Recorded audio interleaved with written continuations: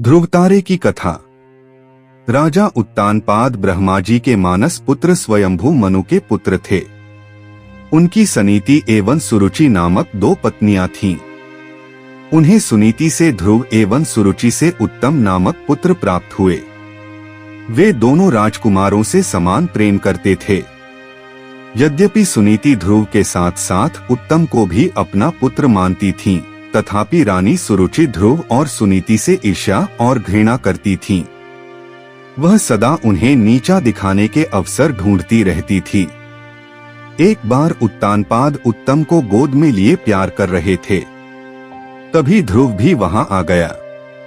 उत्तम को पिता की गोद में बैठा देखकर वह भी उनकी गोद में जा बैठा। यह बात सुरुचि को नहीं जंची।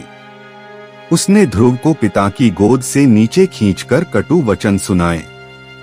ध्रुव रोते हुए माता सुनीति के पास गया और सब कुछ बता दिया। वह उसे समझाते हुए बोली, वत्स, भले ही कोई तुम्हारा अपमान करे, किंतु तुम अपने मन में दूसरों के लिए अमंगल की इच्छा कभी मत करना। जो मनुष्य दूसरों को दुख देता है, उसे स्वयं ही उसका फल भोगना पड़ता है। पुत्र, यदि तुम पिता की गोद में बैठना चाहते हो तो भगवान विष्णु की आराधना कर उन्हें प्रसन्न करो। उनकी कृपा से ही तुम्हारे पितामह स्वयंभू मनु को दुर्लभ लौकिक और अलौकिक सुख भोगने के बाद मोक्ष की प्राप्ति हुई थी। इसलिए पुत्र, तुम भी उनकी आराधना में लग जाओ।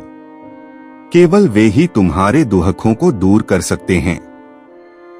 सुनीति की बात सुनकर ध्रुव के मन में श्री विष्णु के प्रति भक्ति और श्रद्धा के भाव उत्पन्न हो गए। वह घर त्याग कर वन की ओर चल पड़ा। भगवान विष्णु की कृपा से वन में उसे देवर्षि नारद दिखाई दिए। उन्होंने ध्रुव को श्री विष्णु की पूजा आराधना की विधि बताई। ध्रुव ने यमुना के जल में स्नान किया और निराहार रहकर एकाग्र मन से श्री विष्णु की आराधना करने लगा। 5 महीने बीतने के बाद वह पैर के एक अंगूठे पर स्थिर होकर तपस्या करने लगा। धीरे धीरे उसका तेज बढ़ता गया। उसके तप से तीनों लोग कंपायमान हो उठे। जब उसके अंगूठे के भार से पृथ्वी दबने लगी, तब भगवान विष्णु भक्त ध्रुव के समक्ष प्रकट हुए और उसकी इच्छा पूछी।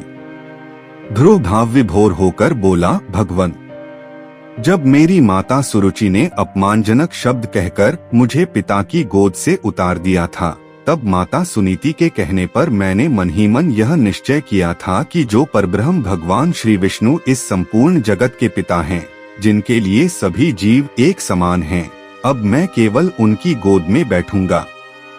इसलिए यदि आप प्रसन्न होकर मुझे वर देना चाहते हैं तो मुझे अपनी गोद में स्थान प्रदान करें, जिससे कि मुझे उस स्थान से कोई भी उतार न सके। मेरी केवल इतनी सी अभिलाषा है। श्री विष्णु बोले, वत्स, तुमने केवल मेरा स्नेह प्राप्त करने के लिए इतना कठोर तप किया है।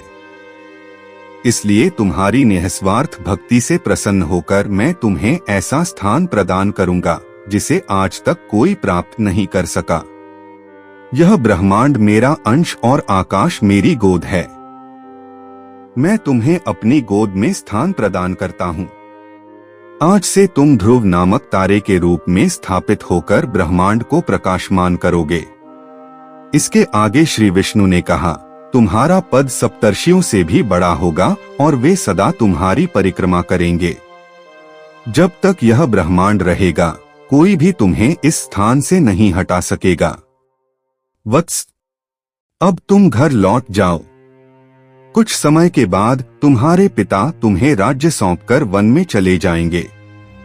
पृथ्वी पर 36,000 वर्षों तक धर्म पूर्वक राज्य भोग कर अंत में तुम मेरे पास आओगे। इतना कहकर भगवान विष्णु अंतर्धान हो गए। इस प्रकार अपनी भक्ति से भगवान विष्णु को प्रसन्न कर बालक ध्रुव संसार में अमर हो गया।